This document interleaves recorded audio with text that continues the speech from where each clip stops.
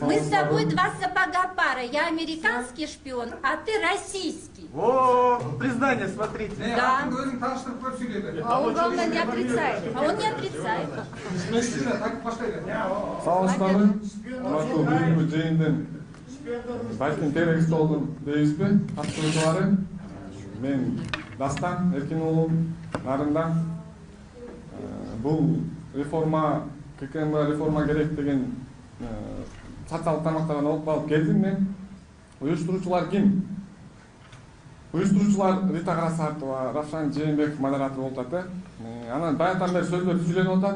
Biz Rusya'da жүрөбүз. Неге кыргыз тилде болбойт? Эки доклад экөөтең орусчада. Ташты сыгып, тарыхты төккүн келет, тилинди мен туутуду өткүн келет. Эне тилин эсирип, чаңгандарды эне тилди ашатып сөккүн келет. Биякта эмне биз Россиянын немеси болуп атабы? Кыргызча болуп аткандан 99% кыргыздар отурабыз, кыргызча эмнеге сүйлөйсүңөр? Экскалар кеткен айтып атат. Реформаны убагында ошол жакта болуп турганда кылыш керек болчу да, бияка келип сүйлөбөйтчү.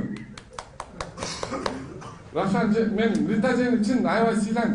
Көптөгөн эркектерге караганда намыстуу да, өзүнүн позициясын ушуга чейин эч кимден коркпой, таамай айтып келатат. Бирок бир өкүндүргөнү, мен ушу 8 мартка чейин аябай сыйлап, керек болсо Рита Карасартовна бүт болгон жерин эметип турчу элем. 8 мартта ушу гей парадда ошолорду колдоп жүргөндөн кийин силердин бул жерде моралдык укуңар такыр жок. Не то, что Украинканы реформа эмес, силер Зеленхозду реформа кылганда мындай талкууга алганга силердин укуңар жок да, моралдык укуңар жок.